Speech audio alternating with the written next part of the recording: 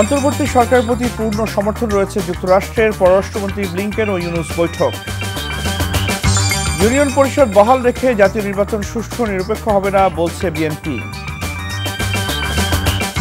Lieutenant Tanzim হত্যার সাথে যারাই জড়িত থাকুক তাদের বিচার হবে তথ্য উপদেষ্টা।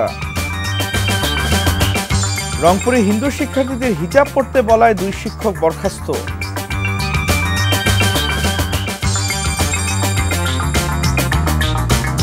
রাইসুল হক চৌধুরী স্বাগত জানাচ্ছি এনটিভির মধ্যরাতের খবরে। ক্রাউন সিমেন্ট শিরোনাম দেখছিলেন, এবার পুরো খবর।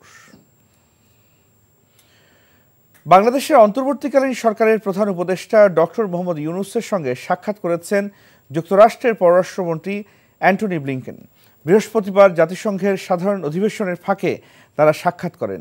প্রধান উপদেষ্টার প্রেস উইং জানিয়েছে, অ্যান্টনি ব্লিংকেন অন্তর্বর্তী সরকারের প্রতি পূর্ণ সমর্থন জানিয়েছেন।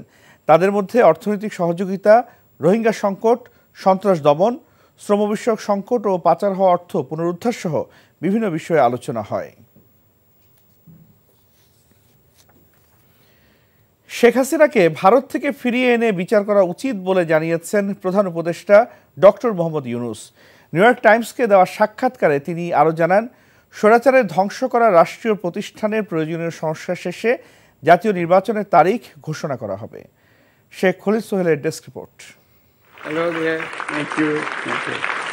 নিউ ইয়র্কে মার্কিন প্রভাবশালী সংবাদ মাধ্যম নিউ ইয়র্ক টাইমসের মুখোমুখি প্রধান উপদেষ্টা ডক্টর মোহাম্মদ ইউনুস। সাক্ষাৎকারে স্বৈরাচার মুক্ত নতুন বাংলাদেশের রাষ্ট্রীয় সংস্কার, নির্বাচন, শেখ হাসিনার বিরুদ্ধে মামলা নিয়ে প্রশ্নের জবাব দেন তিনি।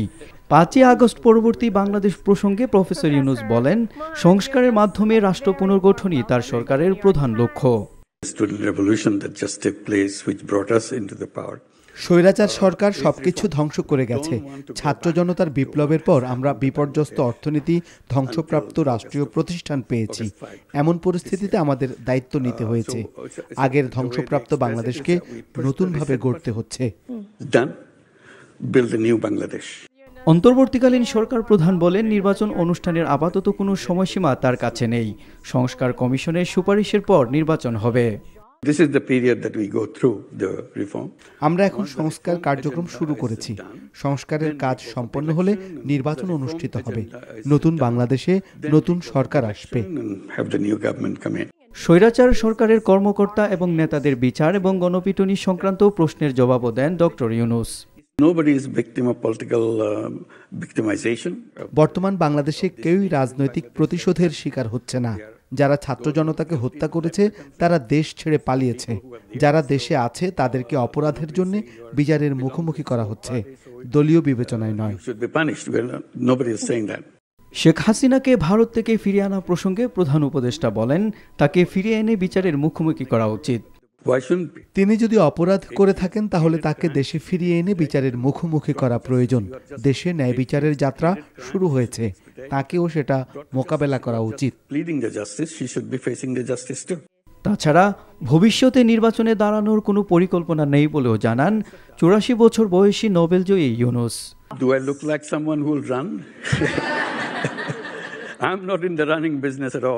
Sheikh Khalil Sohel, NTV international desk.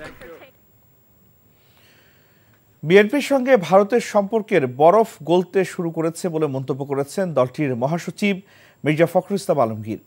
বৃহস্পতিবার ভারতীয় বার্তা সংস্থা ANI-কে দেওয়া সাক্ষাৎকারে কথা বলেন তিনি। ভারতকে বাংলাদেশের মানুষের পালস বোঝা উচিত বলেও মন্তব্য করেন মির্জা ফখরুল। কাজী ইফতেখার শুভর ডেস্ক রিপোর্ট। বাংলাদেশ জাতীয়তাবাদী দল বিএনপি মহাসচিব মির্জা ফখরুল ইসলাম আলমগীরের একটি সাক্ষাৎকার প্রকাশ করে ভারতীয় বার্তা সংস্থা ANI। এতে উঠে আসে দলটির সাথে ভারতের সম্পর্কের বিভিন্ন ইস্যু। বাংলাদেশের সর্বশেষ নির্বাচনের পর থেকে ভারতের সঙ্গে আমাদের সম্পর্ক নিয়ে প্রশ্ন ছিল, কিন্তু আমাদের অফিসে ভারতের হাই কমিশনারের সফরের পর থেকে অবশ্যই পরিস্থিতির উন্নতি হয়েছে। বলা যায় সম্পর্কের বরফ গলতে শুরু করেছে। বিএনপি আগামীতে ক্ষমতায় এলে বাংলাদেশের মাটি ভারতের বিরুদ্ধে সন্ত্রাসী কর্মকাণ্ডে ব্যবহার করতে দেওয়া হবে না বলে জানান মির্জা ফখরুল। পানি ভাগাভাগি সমস্যা, সীমান্ত হত্যা এবং বিদ্যমান বাণিজ্য ভারসাম্যহীনতা নিয়ে ভারতের হাই কমিশনারের সঙ্গে আলোচনা হয়েছে। এ সময় মনে হয়েছে ভারতের প্রধান সমস্যা তাদের নিরাপত্তা ইস্যু। তাদের আশ্বস্ত করেছি, আমরা ক্ষমতায় থাকলে এই ভূখণ্ড বিচ্ছিন্নতাবাদীরা ব্যবহার করতে পারবে না। বিএনপি মহাসচিব বলেন, ভারতের উচিত বাংলাদেশের মানুষের মন বুঝে পদক্ষেপ গ্রহণ করা। এইবার ভারত আমাদের অবস্থা বোঝার চেষ্টা করবে বলে আমার বিশ্বাস। বিশেষ করে ভারতকে এই দেশের মানুষের পালস অনুভব করার চেষ্টা করা উচিত বলে আমার মনে হয়। ভারতে পালিয়ে যাওয়া সাবেক প্রধানমন্ত্রী শেখ হাসিনাকে বাংলাদেশে ফিরে আসা উচিত এবং তার বিরুদ্ধে আনীত অভিযোগের মুখোমুখি হওয়া উচিত বলেও মন্তব্য করেন বিএনপি মহাসচিব মির্জা ফখরুল ইসলাম আলমগীর। কাজীফ থেকে শুভ, এনটিভি ইন্টারন্যাশনাল ডেস্ক। ইউনিয়ন পরিষদ বহাল রেখে অবাধ, সুষ্ঠু ও নিরপেক্ষ জাতীয় সংসদ নির্বাচন হবে না বলে মন্তব্য করেছে বিএনপি। দলটি ফ্যাসিস্ট হাসিনা সরকারের আমলে গঠিত ইউনিয়ন পরিষদ বাতিল করার আহ্বান জানিয়েছে। বৃহস্পতিবার রাতে বিএনপির এক বিবৃতিতে জানানো হয়, দলের চেয়ারপারসনের গুলশান রাজনৈতিক কার্যালয়ে বিএনপির স্থায়ী কমিটির বৈঠকে এসব কথা বলা হয়। সভায় লন্ডন থেকে ভার্চুয়ালি যুক্ত হয়ে সভাপতিত্ব করেন বিএনপির ভারপ্রাপ্ত চেয়ারম্যান তারেক রহমান। বিএনপি বলছে, প্রহসনের মাধ্যমে ইউনিয়ন পরিষদ গঠন করে পতিত সরকারের হাতিয়ার হিসেবে ব্যবহার করা হয়েছে। পার্বত্য জেলাগুলোতে উদ্ভূত সংঘাতের ঘটনাগুলোতে গভীর উদ্বেগ প্রকাশ করে বলা হয়, অন্তর্বর্তীকালীন সরকারকে অস্থিতিশীল করার সুদূর প্রসারী চক্রান্তের অংশ হিসেবে এই ধরনের সংঘাতের সৃষ্টি করা হচ্ছে। সব সংস্কার অন্তর্বর্তীকালীন সরকারের পক্ষে সম্ভব নয় জানিয়ে জামায়াত ইসলামীর আমির ডাক্তার শফিকুর রহমান বলেছেন, সরকারকে সংস্কার এবং নির্বাচনের দুটি রোডম্যাপ প্রকাশ করতে হবে। বৃহস্পতিবার সন্ধ্যায় ডিপ্লোমা ইঞ্জিনিয়ার্স ইনস্টিটিউটের কাউন্সিল হলে জামায়াতে ইসলামী ঢাকা মহানগর দক্ষিণ আয়োজিত আইনজীবী সমাবেশে তিনি এসব কথা বলেন। সরকার কি কি বিষয়ে সংস্কার করতে চায়, তাতে কত সময় প্রয়োজন, তা নিয়ে প্রথম রোডম্যাপ প্রণয়ন করতে হবে বলে জানান তিনি। এসব সংস্কার সফল হলেই নির্বাচন অর্থবহ হবে বলে জানান জামায়াতের আমির। অন্যথায় নির্বাচন দিয়ে কোনো লাভ হবে না বলে মন্তব্য করেন। এছাড়া সরকারকে বিপ্লবের সেন্টিমেন্ট বুঝে কাজ করার আহ্বান জানান তিনি। এই সরকারের কাছে অনেক প্রত্যাশা মানুষের, কিন্তু সব প্রত্যাশা যদি অনির্বাচিত একটা অন্তর্বর্তীকালীন সরকারই পূরণ করে দেয়, তাইলে নির্বাচিত সরকারের দরকারটা কি? রাজনৈতিক দলগুলোর মধ্য থেকে দাবি উঠেছে যে নির্বাচনের রোডম্যাপ দিতে হবে। আমরা বলছি একটা রোডম্যাপে হবে না, দুটা রোডম্যাপ দিতে হবে। প্রথম রোডম্যাপটি হবে সংস্কারের, কি কি বিষয়ে সংস্কারের কাজ উনারা করবেন এবং তার টাইমলাইনটা কি হবে, সময়সীমা কি হবে, এটা হবে একটা রোডম্যাপ। এটা যদি সফল হয় তাহলে দ্বিতীয় রোডম্যাপটাও সফল হবে। প্রথমটা যদি সফল না হয় দ্বিতীয়টার কোনো প্রয়োজনই নাই, ওটাতে কিছুই হবে না। কক্সবাজারের চকরিয়ার যৌথ বাহিনীর অভিযানের সময় সন্ত্রাসীদের হামলার সেনা কর্মকর্তা লেফটেন্যান্ট তানজিম সরওয়ার নির্জনের মৃত্যুর ঘটনার পেছনে অন্য কোনো কারণ লুকিয়ে আছে কিনা তা তদন্ত করা হচ্ছে বলে জানিয়েছেন ডাক, টেলিযোগাযোগ ও তথ্য প্রযুক্তি এবং তথ্য মন্ত্রণালয়ের উপদেষ্টা নাহিদ ইসলাম। বৃহস্পতিবার বিকেলে ঢাকা সেনানিবাসে নিহত সেনা কর্মকর্তার পরিবারের সদস্যদের সাথে সাক্ষাতের সময় একথা বলেন তিনি। এ সময় তানজিম সরওয়ারের নির্জনের বাবা সরওয়ার জাহান দেলোয়ার তার সন্তানের স্মৃতি সংরক্ষণের দাবি জানান সরকারের কাছে। উপদেষ্টা নাহিদ ইসলাম জানান, লেফটেন্যান্ট তানজিমের নিহতের ঘটনায় অন্তর্বর্তী সরকার গভীরভাবে শোকাহত। দেশের তরুণদের জন্য সাহস ও দেশপ্রেমিক মানুষের প্রতীক হয়ে থাকবেন লেফটেন্যান্ট তানজিম। এছাড়া তাকে হত্যার পেছনে অন্য কোনো কারণ আছে কিনা তা খতিয়ে দেখা হচ্ছে বলেও জানান নাহিদ ইসলাম। পুরো বিষয়টা আমরা তদন্তের জন্য বলেছি যে আসলে বিষয়টা, ঘটনাটার পিছনে আরও কোনো পরিকল্পনা আছে কিনা তদন্ত হওয়ার আগ পর্যন্ত নিশ্চিত করে কিছু বলা যাচ্ছে না। তবে এর পিছনে যেই থাকুক না কেন, যারাই থাকুক না কেন, এই ঘটনার অবশ্যই বিচার হবে। রাষ্ট্রের কাছে একটা আবেদন শুধু, যে আমার ছেলের স্মৃতিটা যেন থাকে, প্রজন্ম পর প্রজন্ম যেন সেই স্মৃতিটা দেখে বুঝতে পারে যে না, দেশের জন্য জীবন দিয়েছিল, উৎসর্গ করেছিল এই তানজিম সরওয়ার নির্জন। আমি এইটাই কামনা করি। গুমের শিকার ব্যক্তিদের স্বজনদের সংগঠন মায়ের ডাক গুম তদন্ত কমিশনে আরও 20 জনের তালিকা দিয়েছে। বৃহস্পতিবার দুপুরে রাজধানীর গুলশানে গুম তদন্ত কমিশন কার্যালয়ে সংগঠনটির একটি প্রতিনিধি দল তালিকা জমা দিতে আসে। মায়ের ডাকের সমন্বয়ক সঞ্জিদা ইসলাম তুলি বলেন, গুমের শিকার অনেক ব্যক্তির স্বজনরা কিভাবে তথ্য সরবরাহ করতে হবে সে বিষয়ে না জানার কারণে তথ্য দিতে পারছেন না। এসব বিষয়ে সহায়তা করছে মায়ের ডাক।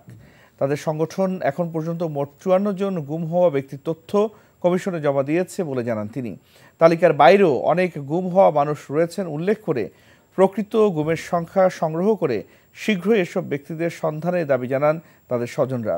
আগামী 10 অক্টোবর পর্যন্ত গুমের তথ্য দেয়া যাবে কমিশনে। স্বৈরাচারের পতন হলেও সাংবাদিকতা এখনো মুক্ত হয়নি উল্লেখ করে সিনিয়র সাংবাদিকরা বলেছেন, সত্য প্রকাশ্যে ক্ষমতাকে প্রশ্ন করার সাহস থাকাটা জরুরি। বৃহস্পতিবার সাংবাদিক আতাউস সামাদের দ্বাদশ মৃত্যুবার্ষিকী উপলক্ষে আতাউস সামাদ স্মৃতি পরিষদ আয়োজিত স্মরণ সভায় এসব কথা বলেন তারা। হাসান মাহমুদের রিপোর্ট। বরেণ্য সাংবাদিক আতাউস সামাদ সত্য সংবাদ আর ক্ষুরধারের লেখনীতে অনন্য অগ্রজ এই সাংবাদিক ছিলেন সমাজ সংস্কারক আর স্বৈরাচারের বিরুদ্ধে উচ্চকিত কণ্ঠস্বর। জাতীয় প্রেস ক্লাবে তার দ্বাদশ মৃত্যুবার্ষিকী উপলক্ষে আতাউস সামাদ স্মৃতি পরিষদ আয়োজিত স্মরণ সভায় বক্তারা বলেন, নির্ভীকতার সাথে স্বাধীন সাংবাদিকতা এবং মুক্ত মত প্রকাশের জন্য কাজ করে গেছেন এই মানুষটি। আতাউস সামাদ একজন ডাকসাইটে সাংবাদিক ছিলেন। সাংবাদিকতা করা বা করানো অথবা তথ্যবিদ্যা পড়ানোর শানে মানে তিনি ছিলেন অগ্রগণ্য। বস্তুত তিনি ছিলেন একজন পাবলিক ইন্টেলেকচুয়াল, দেশ ও মানুষ অন্তঃপ্রাণ। সাদামাটা ব্যক্তিজীবনের অধিকারী সাংবাদিক আতাউস সামাদের সহকর্মী আর তার সাংবাদিকতার শিক্ষার্থীরা স্মৃতিচারণ করেন সভায়। সাংবাদিকতার জন্য জেলে গিয়েছেন এরকম মানুষ কিন্তু খুব বেশি নেই। এরশাদ আমলে নির্মল সেন এবং আতাউস সামাদ এই দুজনেই কিন্তু কারাবরণ করেছেন। সামাদ ভাই সাংবাদিকতার শিক্ষক ছিলেন আজীবন, আমৃত্যু একজন রিপোর্টার। বক্তারা বলেন, ফ্যাসিবাদের বিরুদ্ধে সাংবাদিকতার এক অনন্য আলোঘর হয়ে থাকবেন সাংবাদিক আতাউস সামাদ। Hasan Mahmud, NTV news, Dhaka. রংপুর শহরের মুসলিম উদ্দিন বালিকা উচ্চ বিদ্যালয়ে গীতা পাঠ বন্ধ এবং হিন্দু শিক্ষার্থীদের হিজাব পড়তে বলার অভিযোগে প্রধান শিক্ষক মোস্তাফিজুর রহমান ও ধর্মীয় শিক্ষক মাওলানা মুস্তাফিজুর রহমানকে সাময়িক বরখাস্ত করা হয়েছে। এ বিষয়ে জেলা প্রশাসনের পক্ষ থেকে একটি তদন্ত কমিটি গঠন করা হয়েছে।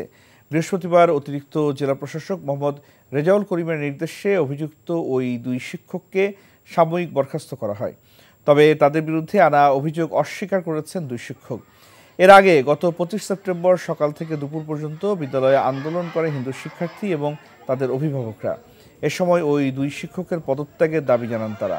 খবর পেয়ে ঘটনাস্থলে উপস্থিত হয়ে পরিস্থিতি নিয়ন্ত্রণে আনে পুলিশ ও সেনা সদস্যরা।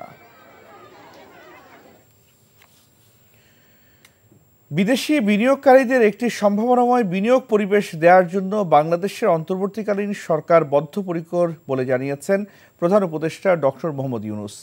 আজ নিউ ইয়র্কে ইউএস বিজনেস কাউন্সিলের বৈঠকে তিনি একথা জানান। বলেন, বিগত সরকার দুর্নীতি ও অনিয়ম করে লক্ষ লক্ষ কোটি টাকা বাংলাদেশ থেকে বিদেশে পাচার করেছে, যে কারণে দেশে এক ধরনের অর্থনৈতিক সংকট তৈরি হয়েছে। বর্তমানে দায়িত্ব পালন করা সরকার এসব সংকট কাটিয়ে ওঠার লক্ষ্যে কাজ করছে বলে জানান ডক্টর ইউনূস। পরে প্রধান উপদেষ্টার সাথে বৈঠক করেন জাতিসংঘ মহাসচিব অ্যান্টোনিও গুতেরেস। বাংলাদেশের চলমান বিভিন্ন সংস্কার কার্যক্রমে জাতিসংঘের সহযোগিতা কামনা করেন প্রধান উপদেষ্টা। বাংলাদেশের টেকসই উন্নয়ন লক্ষ্যমাত্রা অর্জন সহ বাংলাদেশের বিভিন্ন কার্যক্রমে জাতিসংঘ বাংলাদেশকে সহযোগিতা করবে বলে জানান জাতিসংঘ মহাসচিব।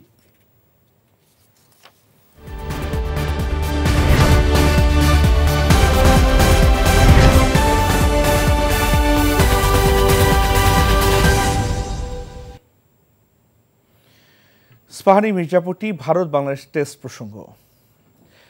ক্রিকেট থেকে অবসরের সিদ্ধান্ত জানালেন সাকিব আল হাসান। আগামী মাসে ঘরের মাঠে দক্ষিণ আফ্রিকার বিপক্ষে ম্যাচ দিয়ে টেস্ট ক্রিকেটকে বিদায় জানাবেন বাংলাদেশের কিংবদন্তি এই অলরাউন্ডার। বৃহস্পতিবার কানপুর টেস্টের আগে সংবাদ সম্মেলনে সাকিব আরও বলেন, দেশের জার্সিতে টি-20তে আর মাঠে ফিরবেন না তিনি। ওয়ানডে ক্যারিয়ার শেষ করবেন চ্যাম্পিয়ন ট্রফি দিয়ে। কানপুর থেকে মমিনুর রিপনের রিপোর্ট।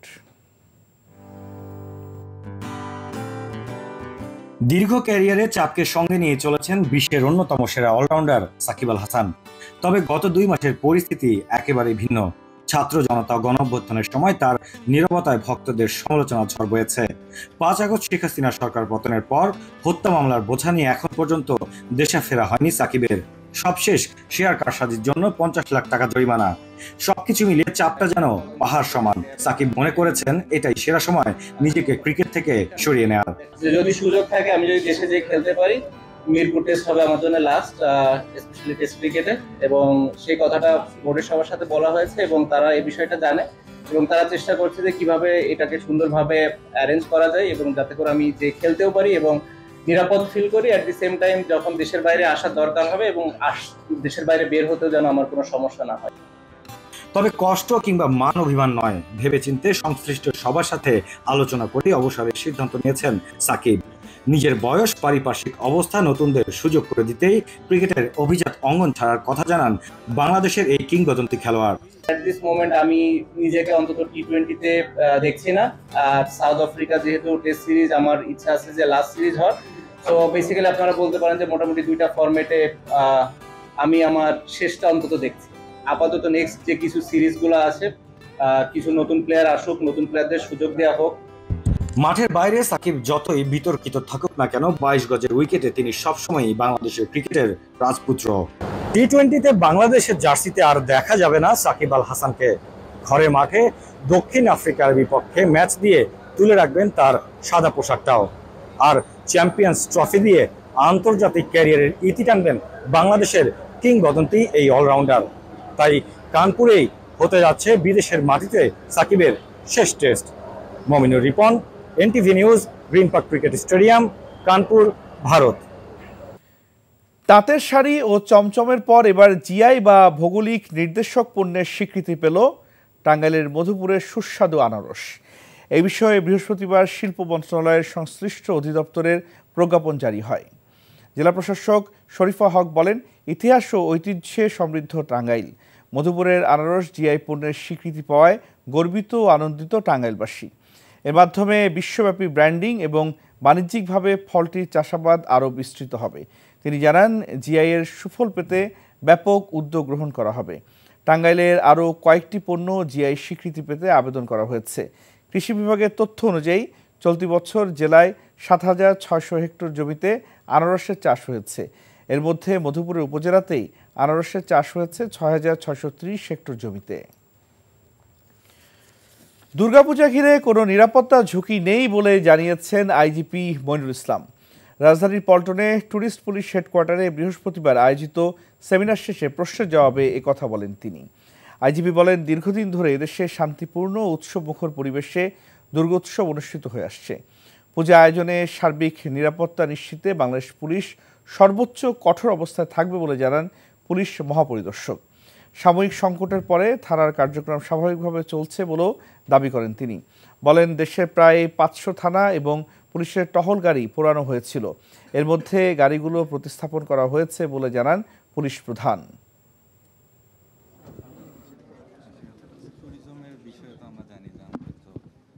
এই উৎসবটা অত্যন্ত শান্তিপূর্ণ হবে এবং এখানে হিন্দু সনাতন ধর্মাবলম্বী বলুন যারা, তারা এটাকে একবারে পুরোপুরি নিরাপত্তার সঙ্গে তাদের ধর্মীয় সাড়ম্বরে সেটি পালন করবে এবং বাংলাদেশ পুলিশ সেখানে পূর্ণ নিরাপত্তা দিবে। কোনো ধরনের কোনো আশঙ্কা আছে কিনা জঙ্গি হামলা বা হুমকি? না, এই ধরনের কোনো আশঙ্কা এখনও নাই। তবে আমরা নিরাপত্তার জন্য কোনো ছাড় দিতে চাই না। জ্বালানি সরবরাহ নিশ্চিত না করে অপরিকল্পিতভাবে বিদ্যুৎ কেন্দ্র নির্মাণ করা হয়েছে বলে অভিযোগ করেছেন জ্বালানি বিশেষজ্ঞরা। বলেন, জ্বালানি অনুসন্ধানের পরিবর্তে আমদানিতে ঝুঁকেছিল আওয়ামী লীগ সরকার। রাজধানীর গুলশানের একটি হোটেলে বৃহস্পতিবার দেশের জ্বালানি বিষয়ক network just energy transition network Bangladesh JETNET বিডির আত্মপ্রকাশ অনুষ্ঠানে এসব কথা বলেন তারা। রাজনৈতিক স্বার্থ হাসিলে অপ্রয়োজনীয় বিদ্যুৎ কেন্দ্র স্থাপন করা হয়েছে বলেও অভিযোগ করেন বক্তারা। এ সময় জ্বালানি ও পরিবেশ বিশেষজ্ঞদের পরামর্শ ও তত্ত্বাবধানে ন্যায্য জ্বালানি রূপান্তরের জন্য 14 দফা নাগরিক দাবি ঘোষণা করা হয়। অনুষ্ঠানে জ্বালানি বিশেষজ্ঞদের অনেকেই তাদের মত তুলে ধরেন।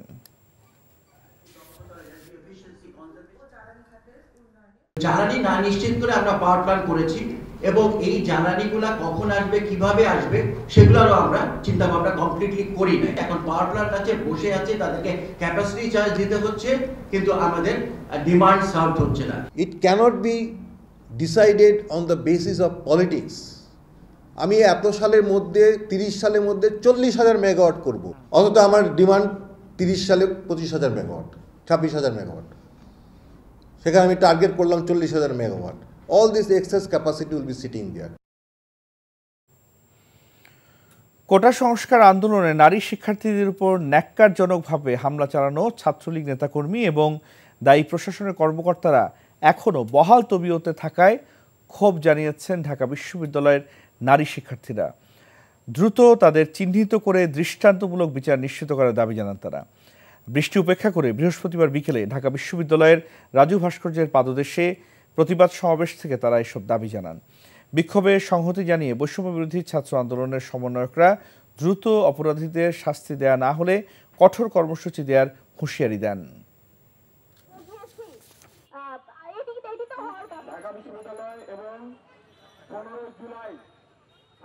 বিশ্ববিদ্যালয় প্রশাসনকে জানাতে চাই, এই সমস্ত হামলাকারী, এই সমস্ত কুলাঙ্গার যারা বিগত 15 বছর 16 বছর ধরে আমাদের নারী শিক্ষার্থীদের দাসত্বের শৃঙ্খলে আবদ্ধ করে রেখেছিল, তাদের প্রত্যেকের যথাযথ বিচার হতে হবে। তৎকালীন ভিসি, প্রক্টর, সহকারী প্রক্টর সহ যতজন ছিল প্রত্যেকে এই হামলার জন্য দায়ী।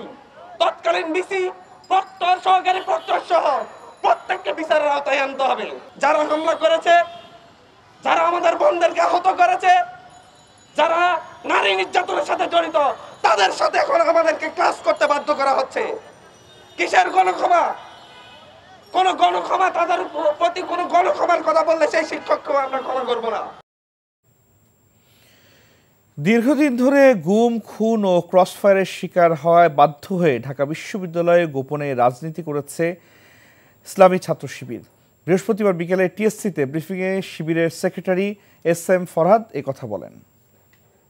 বিভিন্ন শাখার সভাপতি সেক্রেটারিকে গুম করে ফেলে। এখন আমাদের অনেক শাখার সে সময় সভাপতি সেক্রেটারি গুম অবস্থায় আছে। তো বিভিন্ন থানা শাখার সভাপতি সেক্রেটারিকে উঠায় নিয়ে গিয়ে ক্রসফায়ার দেয়। আমাদের শত ভাইকে ক্রসফায়ার দিয়ে হত্যা করা হয়েছে। আমাদের শত দায়িত্বশীলকে বিভিন্ন মিথ্যা মামলা জর্জরিত করে রিমান্ডে নির্যাতন করা হয়েছে। এই যে ফেসিবাদ কায়েমের, আপনি বলবেন যে তোমার বড় ভাইকে গুম করে হত্যা করা হয়েছে আর তুমি কেন পরিচয় দিচ্ছ না, এই কোয়েশনটা ভ্যালিড? নাকি তোমার বড় ভাইকে কেন হত্যা করা হয়েছে এটার বিচার চাই, এই প্রশ্নটা ভ্যালিড? আপনার আমার আগের জেনারেশন পার 5-7 কমিটিকে দিনের পর দিন ক্রসফায়ার করে হত্যা করা হবে, আর পরের কোনো ছোট ভাই সে যখন পরিচয় এই হত্যার ভয়ে পেশ করতে পারবে না, তখন তাকে কোয়েশন করবেন যে আপনারা গোপন ছিলেন কেন? আমার মনে হয় এটা মজলুম একটা সংগঠনের উপর আরও বেশি জুলুম করা। চট্টগ্রামের পতেঙ্গার অস্ত্র ও গুলিসহ কুখ্যাত ডাকাত রাশেদ গিয়াস গ্রুপের 6 সদস্যকে আটক করেছে কোস্টগার্ড। কোস্টগার্ড পূর্ব জোনের লেফটেন্যান্ট কমান্ডার আবরার হাসান জানান, গোয়েন্দা তথ্যের ভিত্তিতে চরপাড়া ঘাট এলাকায় অভিযান চালায় কোস্টগার্ড সদস্যরা। এ সময় 6 ডাকাতকে আটক করা হয়। পরে তাদের দেওয়া তথ্যের ভিত্তিতে পতেঙ্গার সমুদ্রের পাড় থেকে জব্দ করা হয় 2টি আগ্নেয়াস্ত্র, 1 রাউন্ড গুলি ও কিছু দেশীয় অস্ত্র। আটককৃতদের পতেঙ্গা থানায় হস্তান্তর করা হয়েছে। কোস্টগার্ড জানায়, এই ডাকাত দল দীর্ঘদিন ধরে বিভিন্ন জাহাজ ও মাছ ধরার নৌকায় ডাকাতির সঙ্গে জড়িত।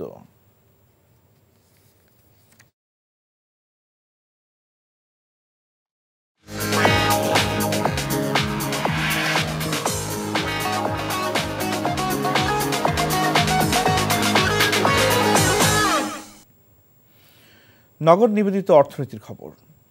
আসন্ন শারদীয় দুর্গাপুজো উপলক্ষে প্রথম চালানে বেনাপোল ও আখাউড়া স্থলবন্দর দিয়ে ভারতে পৌঁছেছে 61 টন ইলিশ। বৃহস্পতিবার রাত 8টা পর্যন্ত 10 জন ভারতের আমদানিকারকের মাধ্যমে মোট 54 টন ইলিশ ভারতে পাঠানো হয়েছে। অন্যদিকে ব্রাহ্মণবাড়িয়ার আখাউড়া স্থলবন্দর দিয়ে গেছে 60 টন ইলিশ। ভারতের অনুরোধে বাংলাদেশ সরকার 49টি রপ্তানিকারক প্রতিষ্ঠানকে 2420 মেট্রিক টন ইলিশ রপ্তানির অনুমতি দেয়। বাণিজ্য মন্ত্রণালয়ের নির্দেশনা অনুযায়ী আগামী 12 অক্টোবরের মধ্যে ইলিশ রপ্তানি শেষ করতে হবে বলে জানিয়েছে বেনাপোল কর্তৃপক্ষ। প্রতি কেজি ইলিশের রপ্তানি মূল্য $10 বা বাংলাদেশি টাকায় 1180 টাকা। প্রবাসের খবর। রিয়াদে জমকালো আয়োজনে সৌদি আরবের 94তম জাতীয় দিবস ও স্বাধীনতা দিবস উদযাপন করা হয়। এনটিভি সৌদি আরব প্রতিনিধি ফারুক আহমেদ চান জানান, বাংলাদেশি ইনভেস্টর শরীফুল ইসলামের আয়োজনে এবং শাফি ড্রিম কন্ট্রাক্টিং কোম্পানি এসডিসির উদ্যোগে দিবসটি উদযাপন করা হয়। অনুষ্ঠানে অংশ নেন কোম্পানির চেয়ারম্যান শরীফুল ইসলাম, ব্যবসায়ী মোতাহার হোসেন লিটন, ফয়সাল, রাসেল শিকদার পলাশসহ কমিউনিটির বিশিষ্টজনেরা। সভায় মুসলিম উম্মার শান্তি ও সমৃদ্ধি কামনায় দোয়া করা হয়। আল্লামা সাঈদী ফাউন্ডেশন মদিনা শাখার পরিচিতি সভা অনুষ্ঠিত হয়েছে। এনটিভি মদিনা প্রতিনিধি ম ফরহাদ জানান, পরিচিতি সভায় সভাপতিত্ব করেন সংগঠনের নবগঠিত কমিটির সভাপতি মাওলানা আব্দুস সালাম। সংগঠনের সিনিয়র সহসভাপতি আব্দুস সামাদ আজাদের সঞ্চালনায় অনুষ্ঠানের প্রধান অতিথি ছিলেন ফাউন্ডেশনের কেন্দ্রীয় কমিটির সভাপতি শামীম সাঈদী। বক্তব্য দেন যুবদলের সাবেক সাংগঠনিক সম্পাদক ইসমাইল সরকার এবং সংগঠনের সাধারণ সম্পাদক সরোয়ার কামাল। সভায় ইসলামী সঙ্গীত পরিবেশন করা হয়।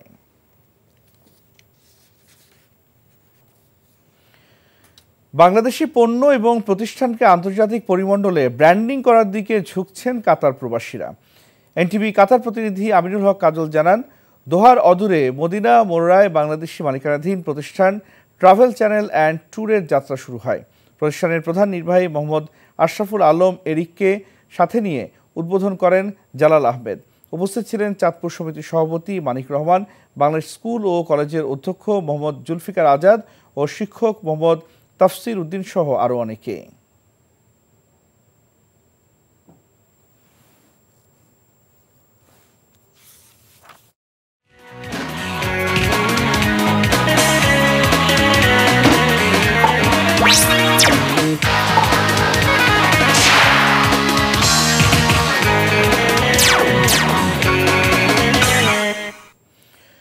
স্পানি প্রিমিয়াম টি খেলার খবর।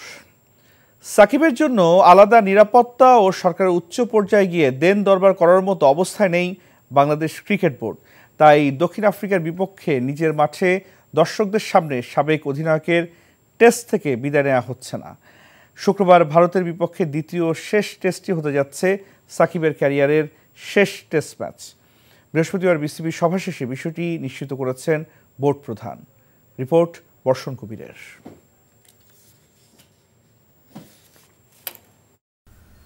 সাকিবের আকস্মিক এই সিদ্ধান্ত একদিনের তৈরি করা মঞ্চে নয়, বরং একটু একটু করে এগুচ্ছিলেন তিনি অবসরের দিকেই।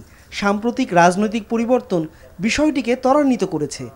একটি হত্যা মামলায় তাকে অভিযুক্ত করার পর আন্তর্জাতিক ক্রিকেটে সব ফরম্যাটে তার খেলা যে কঠিন সেটা বুঝে যান সাকিব। ঘরের মাঠে প্রোটিয়াদের বিপক্ষে 2 টেস্ট দিয়ে ক্রিকেটের সবচেয়ে কুলিন ফরম্যাট থেকে তার সরে যাওয়ার ইচ্ছাটা আইনি মারপ্যাচে আলোর মুখ দেখার সম্ভাবনা একরকম বিলীন। যেটা ঢাকা থেকে সে করতে চায় এটাতে আমি সম্মান জানিয়েছি। তখন এটাও কথা হয়েছে যে তাকে মানে ওই লেভেল থেকে তার কেসের ব্যাপারে কি হবে না হবে এটা আমি বলেছি যে এটা আমাদের তেমন কিছু করার নাই। ক্লিয়ারেন্সটা কে দিবে এটা আমাদের বোর্ড থেকে কিন্তু আমরা ক্লিয়ারেন্স দিতে পারবো না। এই ব্যাপারটা এটা অবশ্যই আপনার একদম উচ্চ পর্যায় থেকে আসতে হবে। শেষটা ভালো হলে খুব ভালো হতো। শেষটা ভালো বলতে ঘরের মাটিতে যদিও রিটায়ার করতে পারতো খুব ভালো হতো। সবার ভালোবাসা নিয়ে যদিও রিটায়ার করতে পারতো খুব ভালো হতো, সেটা হয়নি। কানপুরে আপাত দৃষ্টিতে মনে হচ্ছে সাকিব আল হাসান তার শেষ টেস্ট খেলতে যাচ্ছেন। টি-20কেও একরকম বিদায় জানিয়েছেন। সামনে ক্যারিবীয়দের বিপক্ষে 3 ম্যাচের ওয়ানডে সিরিজে তিনি না থাকলে চ্যাম্পিয়ন্স ট্রফি খেলে আন্তর্জাতিক ক্রিকেটকে বিদায় জানানোর যে স্বপ্নটা সাকিব দেখছিলেন সেটাও ভাঙার শঙ্কা থাকছে। বর্ষণ কবির, এনটিভি নিউজ, ঢাকা। খবর শেষ করছি, যাবার আগে ক্রাউন সিমেন্ট শিরোনামগুলো আরেকবার। অন্তর্বর্তী সরকারের প্রতি পূর্ণ সমর্থন রয়েছে যুক্তরাষ্ট্রের পররাষ্ট্রমন্ত্রী ব্লিংকেন ও ইউনুস বৈঠক। ইউনিয়ন পরিষদ বহাল রেখে জাতীয় নির্বাচন সুষ্ঠু নিরপেক্ষ হবে না বলছে বিএনপি। লেফটেন্যান্ট তানজিম হত্যার সাথে যারাই জড়িত থাকুক তাদের বিচার হবে তথ্য উপদেষ্টা।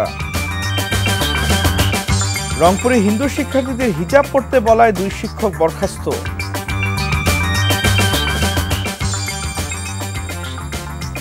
এই ছিল মধ্যরাতের খবর। এই খবরের ভিডিও আপডেট জানতে ভিজিট করুন এনটিভি অনলাইন www.ntvbd.com। এছাড়াও এনটিভির জনপ্রিয় সব অনুষ্ঠান ও খবর আপডেট জানতে ভিজিট করুন আমাদের ইউটিউব ও ভেরিফাইড ফেসবুক পেজ। সকাল 7:30টায় সকালের খবর দেখার আমন্ত্রণ রইল। ধন্যবাদ সবাইকে।